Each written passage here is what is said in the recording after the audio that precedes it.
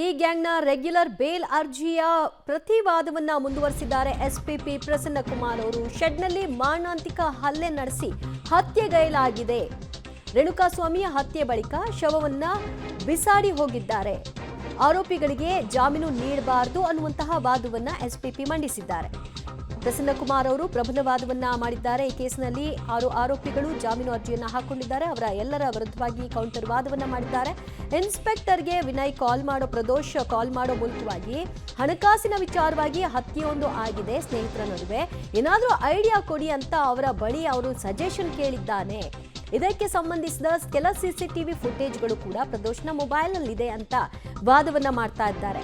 ಅಂದ್ರೆ ಈಗ ಯಾರೇ ಆರೋಪಿಗಳು ಏನೇ ಒಂದು ಕೃತ್ಯವನ್ನ ಎಸಗಿದ ನಂತರದಲ್ಲಿ ಕೆಲವೊಂದಷ್ಟು ಸಾಕ್ಷ್ಯಗಳನ್ನ ಬಿಟ್ಟು ಹೋಗಿರ್ತಾರೆ. ಆ ಸಾಕ್ಷ್ಯಗಳೇ ಆ ಕೇಸ್ನ ಪ್ರಮುಖ ಎವಿಡೆನ್ಸ್ ಆಗುತ್ತೆ. ಸೊ ಈಗ ಈ ಕೇಸ್ನಲ್ಲೂ ಕೂಡ ಕೆಲ ಆರೋಪಿಗಳು ಕೆಲರ ಸಜೆಷನ್ನ ಕೇಳಿದ್ದಾರೆ. ಕೆಲವೊಂದಷ್ಟು ಫುಟೇಜ್ಗಳು ಸಿಸಿಟಿವಿ ಫುಟೇಜ್ಗಳು ಕೂಡ ಅವರ ಮೊಬೈಲ್ಗಳಲ್ಲಿ ಸಿಕ್ಕಿದೆ, ಫೋಟೋಗಳು ಲಭ್ಯವಾಗಿದೆ.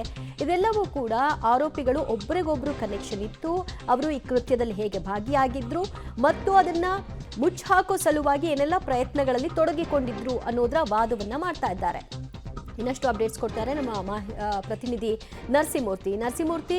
ಈಗ ಈ ಕೇಸ್ನಲ್ಲಿ ಆರೋಪಿಗಳು ಸಾಕ್ಷ್ಯ ನಾಶಕ್ಕಾಗಿ ಏನೆಲ್ಲ ಪ್ರಯತ್ನವನ್ನ ನಡೆಸಿದ್ರು, ಇದರಲ್ಲಿ ಯಾರೆಲ್ಲ ಭಾಗಿಯಾಗಿದ್ರು ಅನ್ನೋದ್ರ ಬಗ್ಗೆ ವಾದವನ್ನ ಮಾಡಲಾಗ್ತಾ ಇದ್ದು, ಏನ್ ಹೇಳ್ತಾ ಇದ್ದಾರೆ ದಿವ್ಯಾ? ಎಸ್ಪಿಪಿ ಅವರು ತಮ್ಮ ಆರ್ಗ್ಯುಮೆಂಟ್ ಅನ್ನ ಕಂಟಿನ್ಯೂ ಮಾಡ್ತಿದ್ದಾರೆ. ಅಂದ್ರೆ ಇಲ್ಲಿ ಯಾರ್ಯಾರ ರೋಲ್ ಏನು ಅನ್ನೋದನ್ನ ಕೋರ್ಟ್ನ ಗಮನಕ್ಕೆ ತರುವ ಕೆಲಸವನ್ನ ಮಾಡ್ತಿದ್ದಾರೆ. ಮಧ್ಯಾಹ್ನ ಅಂದ್ರೆ ಜೂನ್ 8ನೇ ತಾರೀಕು ಮಧ್ಯಾಹ್ನ 1:30ಕ್ಕೆ ರೇಣುಕಾಸ್ವಾಮಿಯನ್ನ ಚಿತ್ರದುರ್ಗದಿಂದ ಈ ಯಾರ್ಯಾರು ಈ ಅನುಕುಮಾರ, ರವಿಕುಮಾರ್, ಅದ್ರ ಜೊತೆಗೆ ಈ ರಾಘವೇಂದ್ರ ಇವರೆಲ್ಲರೂ ಕೂಡ ಸೇರಿ ಇಟಿಯೋಸ್ ಕಾರ್ನಲ್ಲಿ ಆತನನ್ನ ಕರೆತರುವ ಕೆಲಸವನ್ನ ಮಾಡಿದ್ದಾರೆ. ಮಧ್ಯಾಹ್ನ 1:30ಕ್ಕೆ ಪಟ್ಟಣಗೆರೆಯ RR ನಗರದ ಆ ಶೆಡ್ಗೆ ಕರೆತರ್ತಾರೆ. ಅಲ್ಲಿ ಈತನ ಮೇಲೆ ಮಾರಣಾಂತಿಕವಾಗಿ ಹಲ್ಲೆಯನ್ನ ನಡೆಸಲಾಗಿದೆ. ಹಲ್ಲೆಯನ್ನ ಮಾಡಿ ಕೊಲೆ ಮಾಡಿದ್ದಾರೆ. ಆತನನ್ನ ಕರೆದುಕೊಂಡು ಬಂದ್ರು ಇಟಿಯೋಸ್ ಕಾರ್ನಲ್ಲಿ ಅನ್ನೋದ್ರ ಬಗ್ಗೆ. ಆ ಕಾರ್ನಲ್ಲಿ ರೇಣುಕಾಸ್ವಾಮಿಯ ತಲೆಯ ಕೂದಲುಗಳು ಸಿಕ್ಕಿದಾವೆ. ಅದು ರಿಪೋರ್ಟ್ನಲ್ಲಿ FSL ರಿಪೋರ್ಟ್ನಲ್ಲಿ DNA ಟೆಸ್ಟ್ ಅಲ್ಲಿ ಮ್ಯಾಚಿಂಗ್ ಆಗಿದೆ. ಹೌದು, ಇದು ರೇಣುಕಾಸ್ವಾಮಿಯ ಕೂದಲು ಅನ್ನೋದು. ಅದ್ರ ಜೊತೆಗೆ ಯಾವಾಗ ಈತನನ್ನ ಕೊಲೆ ಮಾಡಿ ತಂದು ಕಾಮಾಕ್ಷಿ ಪಾಳ್ಯದ ಸೋಮನಹಳ್ಳಿ ಬಳಿ ಎಸಿತಾರೋ ಆ ಸಂದರ್ಭದಲ್ಲಿ ಪ್ರದೋಷ್ ಈತ ವಿನಯ್, ಸಬ್ ಇನ್ಸ್ಪೆಕ್ಟರ್ ವಿನಯ್ಗೆ ಕರೆಯನ್ನ ಮಾಡಿದಂತಹ ಸಂದರ್ಭದಲ್ಲಿ ಈಗ ಎಲ್ಲೋ ಅಂದ್ರೆ ಅಸಲಿ ವಿಚಾರವನ್ನ ವಿನಯ್ ಬಳಿ ಹೇಳ್ಕೊಂಡಿಲ್ಲ. ಇವ್ರು ಹೇಳಿರೋದು ಎಲ್ಲೋ ಈ ರೀತಿಯಾಗಿ ನಮ್ಮ ಫ್ರೆಂಡ್ಸ್ ಏನೋ ಮಾಡಿಬಿಟ್ಟಿದ್ದಾರೆ ಅನ್ನೋ ಮಟ್ಟಿಗೆ ಹೇಳ್ತಾನೆ. ಆಗ ವಿನಯ್ ಇಲ್ಲ, ನೀವು ಸರೆಂಡರ್ ಆಗಿ ಅಲ್ಲಿನ ಲೋಕಲ್ ಕನ್ಸರ್ನ್ ಸ್ಟೇಷನ್ ಏನಿದೆ ಅಲ್ಲಿಗೆ ಹೋಗಿ ಅನ್ನೋ ಮಟ್ಟಿಗೆ ಹೇಳಿರ್ತಾರೆ. ಆದರೆ ಆತನಿಗೆ ಯಾವುದು ಎಲ್ಲಿ ಶವವನ್ನ ಬಿಸಾಕಿದ್ದಾರೆ, ಯಾರು ಕೊಲೆ ಮಾಡಿದ್ದಾರೆ, ಇದು ಯಾವುದರ ಅರಿವು ಕೂಡ ಇಲ್ಲ. ಆದ್ರೆ ಡಿಫೆನ್ಸ್ ಲಾಯರು ವಿನಯ್ಗೆ ಎಲ್ಲವೂ ಗೊತ್ತು, ಸಬ್ ಇನ್ಸ್ಪೆಕ್ಟರ್ಗೆ ಅನ್ನೋ ಮಟ್ಟಿಗೆ ಹೇಳ್ತಿದ್ದಾರೆ. ಅದು ಇಲ್ಲ, ಆಗಿಲ್ಲ. ವಿನಯ್ಗೆ ಇವರು ಕರೆ ಮಾಡಿರ್ತಕ್ಕಂತಹದ್ದು ಈ ರೀತಿಯಾಗಿ ಆಗಿದೆ, ಮುಂದೆ ಏನ್ ಮಾಡ್ಬೇಕು ಅಂತ ಹೇಳಿ ಕರೆ ಮಾಡ್ತಾರೆ. ಆಗ ವಿನಯ್ ಇಲ್ಲ, ಈ ರೀತಿಯಾಗಿ ಆದಂತಹ ಸಂದರ್ಭದಲ್ಲಿ ಪೊಲೀಸರನ್ನ ಸಂಪರ್ಕ ಮಾಡಬೇಕು, ನೀವು ಪೊಲೀಸ್ ಠಾಣೆಗೆ ಹೋಗಿ ಸರೆಂಡರ್ ಆಗ ಕೇಳಿ ಅವ್ರಿಗೆ ಅನ್ನೋ ಮಟ್ಟಿಗೆ ಪ್ರದೋಷ್ಗೆ ಹೇಳಿದ್ದಾರೆ ಅನ್ನೋ ಮಟ್ಟಿಗೆ ಇದೀಗ ಕೋರ್ಟ್ ನಲ್ಲಿ ತಮ್ಮ ಕೌಂಟರ್ ಆರ್ಗ್ಯುಮೆಂಟ್ ಅನ್ನ SPP ಅವರು ಮುಂದುವರಿಸ್ತಿದ್ದಾರೆ. ಆದ್ರೆ ಈಗ ಪ್ರದೋಷ್ ಇನ್ಸ್ಪೆಕ್ಟರ್ಗೆ ಕಾಲ್ ಮಾಡ್ದ ಇನ್ನೊಂದು ಅದರ ಬಗ್ಗೆ ಹೇಳ್ತಾ ಇದ್ದಾರೆ. ಅಲ್ಲಿ ಕೆಲವೊಂದಷ್ಟು CCTV ಫುಟೇಜ್ಗಳು ಅವನ ಮೊಬೈಲ್ ಅಲ್ಲಿ ಇದೆ ಅಂತ. ಏನದು, ಅದರ ಪ್ರಸ್ತಾಪ ಏನಾಗ್ತಿರೋದು ಅಂದ್ರೆ ಪ್ರದೋಷ್ನ ಮೊಬೈಲ್ ನಲ್ಲಿ ಒಂದಷ್ಟು CCTVಗಳು ಲಭ್ಯವಾಗಿದ್ದಾವೆ. ಅದು ಹೇಗ್ ಸಿಕ್ತು? ಪ್ರದೋಷ್ನ ಮೊಬೈಲ್ ಅನ್ನ ಪ್ರದೋಷ್ನನ್ನ ಅರೆಸ್ಟ್ ಮಾಡಿದಂತಹ ಸಂದರ್ಭದಲ್ಲಿ ಪೊಲೀಸರು ಸೋಮವಾರಕ್ಕೆ ವಿಚಾರಣೆಯನ್ನ ಮುಂದೂಡಿಕೆ ಮಾಡಿದೆ ಹೈಕೋರ್ಟ್. ದರ್ಶನ್ ಗ್ಯಾಂಗ್ನ ಜಾಮೀನು ಅರ್ಜಿಯ ವಿಚಾರಣೆ ಸೋಮವಾರಕ್ಕೆ ಮುಂದೂಡಿಕೆಯಾಗಿದೆ. ಸೋಮವಾರದವರೆಗೂ ಕೂಡ ಸದ್ಯ ಏನು ಅನ್ನೋ ಕುತೂಹಲ ಅವರಿಗೂ ಕೂಡ ಉಳ್ಕೊಂಡಿದೆ. ಇಲ್ಲಿಯವರೆಗೂ SPP ಪ್ರಸನ್ನ ಕುಮಾರ್ ಅವರು ವಾದವನ್ನ ಮಾಡಿದ್ರು, ಆಕ್ಷೇಪಣಾ ವಾದವನ್ನ ನಡೆಸಿದ್ರು. ದರ್ಶನ್ ಜಾಮೀನು ಅರ್ಜಿ ವಿಚಾರಣೆ ಸೋಮವಾರಕ್ಕೆ ಮುಂದೂಡಿಕೆಯಾಗಿರೋದ್ರಿಂದ ಮತ್ತೆ ಅರ್ಜಿಯ ವಿಚಾರಣೆ, ವಾದ ಎಲ್ಲವೂ ಕೂಡ ಮುಂದುವರಿಯುತ್ತೆ. ಇನ್ನು ಕೂಡ SPP ಪ್ರಸನ್ನ ಕುಮಾರ್ ಅವರು ಎಲ್ಲ ಆರೋಪಿಗಳ ವಿರುದ್ಧವಾಗಿ ವಾದವನ್ನ ಮಂಡಿಸಬೇಕಾಗಿದೆ. ಹಾಗಾಗಿ ಸೋಮವಾರ ಮಧ್ಯಾಹ್ನ 2:30ಕ್ಕೆ ಸಮಯವನ್ನ ನಿಗದಿಪಡಿಸುವ ಮೂಲಕ ಮಧ್ಯಾಹ್ನದ ನಂತರದ ಈ ವಿಚಾರಣೆಯನ್ನ ಕೈಗೆತ್ತಿಕೊಳ್ತಾರೆ. ದರ್ಶನ್ ಜಾಮೀನು ಅರ್ಜಿ ವಿಚಾರಣೆ ಸೋಮವಾರಕ್ಕೆ ಮುಂದೂಡಿಕೆಯಾಗಿದೆ. ಇವತ್ತು ಆರಂಭ ಆಗಿತ್ತು SPP ಪ್ರಸನ್ನ ಕುಮಾರ್ ಅವರ ವಾದ. ಅವರು ಆಕ್ಷೇಪಣಾ ವಾದವನ್ನ ಆರಂಭಿಸಿದ್ರು.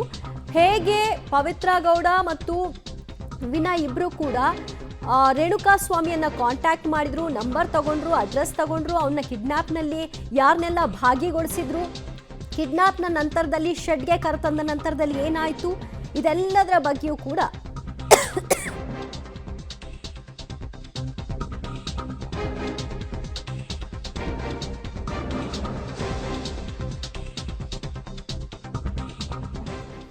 ದರ್ಶನ್ ಜಾಮೀನು ಅರ್ಜಿ ವಿಚಾರಣೆ ಸೋಮವಾರಕ್ಕೆ ಮುಂದೂಡಿಕೆಯಾಗಿರೋದ್ರಿಂದ ಸೋಮವಾರ ಮಧ್ಯಾಹ್ನ 2:30ಕ್ಕೆ ವಿಚಾರಣೆಯನ್ನ ಕೈಗೆತ್ತಿಕೊಳ್ತಾರೆ.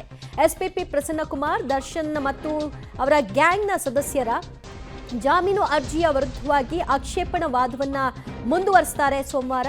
ಸೊ ಇಲ್ಲಿಯವರೆಗೂ ಕೂಡ ಶೆಡ್ಗೆ ಕರ್ಕೊಂಡು ಬಂದ ನಂತರದಲ್ಲಿ, ಹತ್ಯೆ ಆದ ನಂತರದಲ್ಲಿ ಆ ಬಾಡಿಯನ್ನ, ರೇಣುಕಾಸ್ವಾಮಿಯ ಶವವನ್ನ ಎಲ್ಲಿ ಬಿಸಾಕಿದ್ರು, ಆ ನಂತರ ಇನ್ಸ್ಪೆಕ್ಟರ್ ಒಬ್ಬರಿಗೆ ಪ್ರದೋಷ್ ಕಾಲ್ ಮಾಡ್ತಾನೆ. ಕಾಲ್ ಮಾಡಿದ ನಂತರದಲ್ಲಿ ಈಗ ಒಂದು ಹಣಕಾಸಿನ ವ್ಯವಹಾರದಲ್ಲಿ ಹತ್ಯೆ ಆಗಿದೆ, ಏನು ಮಾಡಬೇಕು ಅಂತ ಕೇಳ್ತಾನೆ. ಆ ಸಂದರ್ಭದಲ್ಲಿ ಇನ್ಸ್ಪೆಕ್ಟರ್ ನೇರ ಪೊಲೀಸ್ ಠಾಣೆಗೆ ಹೋಗಿ ಅಂತ ಹೇಳಿರ್ತಾರೆ, ಆದರೆ ಅವರ ಸ್ಟೇಟ್ಮೆಂಟ್ಗಳಲ್ಲೇ ಬೇರೆ ಇದೆ ಇತ್ಯಾದಿ ವಿಚಾರವನ್ನ ಪ್ರಸ್ತಾಪ ಮಾಡಿದ್ದಾರೆ. ಇನ್ನಷ್ಟು ಅಪ್ಡೇಟ್ಸ್ ಕೊಡ್ತಾರೆ ನಮ್ಮ ಪ್ರತಿನಿಧಿ ನರಸಿಂಹಮೂರ್ತಿ. ಸದ್ಯ ಸೋಮವಾರಕ್ಕೆ ವಿಚಾರಣೆ ಮುಂದೂಡಿಕೆಯಾಗಿದೆ. ಇನ್ನು ಎಸ್ಪಿಪಿ ಅವರ ವಾದ ಮುಂದುವರಿಯುತ್ತೆ ಅಂತ ಕಾಣುತ್ತೆ. ಅದಾದ ನಂತರದಲ್ಲಿ ನಾಗೇಶ್ ಅವರ ವಾದಕ್ಕೆ, ಇತರೆ ಆರೋಪಿಗಳ ಪರ ವಕೀಲರ ವಾದಕ್ಕೆ ಏನಾದರೂ ಜಾಗ ಇರುತ್ತಾ?